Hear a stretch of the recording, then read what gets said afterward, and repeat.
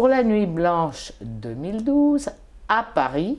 Je dis bien Paris parce que je fais aussi la Nuit Blanche 2012 à Toronto.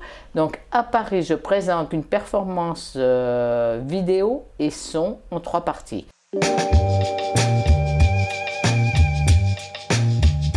Quand on m'a proposé la gare d'Austerlitz et que j'ai vu, tout de suite, évidemment, ça a fait écho parce que pour moi, les gares, j'y ai passé un nombre incalculable d'heures puisque j'étais professeur dans une école d'art en province. Et puis, par rapport au travail que je fais, les gares, c'est quand même un symbole un peu triste, quoi, par rapport à l'histoire.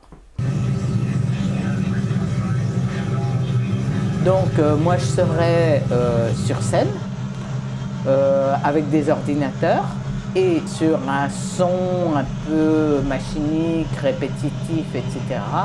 Je vais introduire une multitude de sons différents. C'est bien simple, il y a 1000 samples.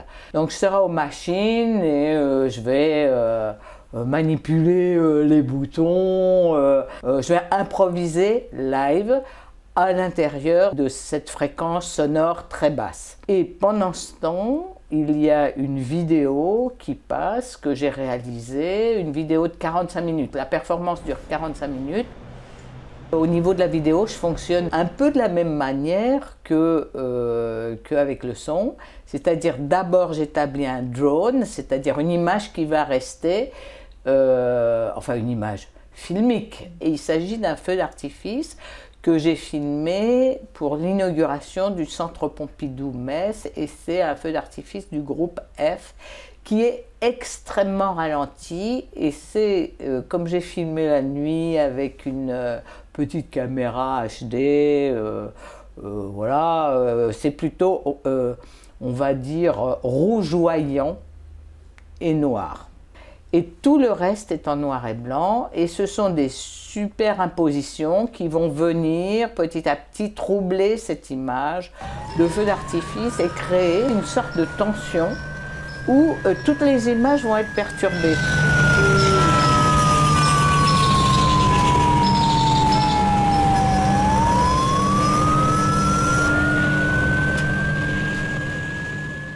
La lecture bascule. Et ça crée une histoire d'angoisse, qu'est-ce qui se passe? Et finalement, la lecture de l'image se fait en fonction des émotions et des relations qui s'établissent entre les différentes images, et des souvenirs de télé ou même de ce qu'on a entendu aux informations le soir même, ou voilà quoi.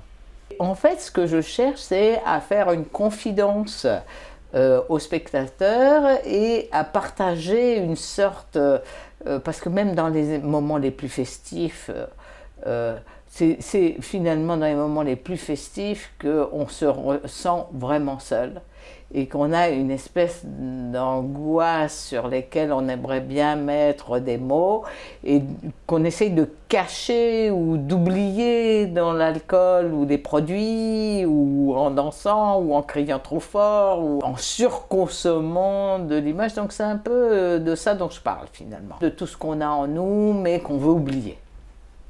Voilà. Et c'est pas parce que c'est la Nuit Blanche que je vais faire un gâteau d'anniversaire.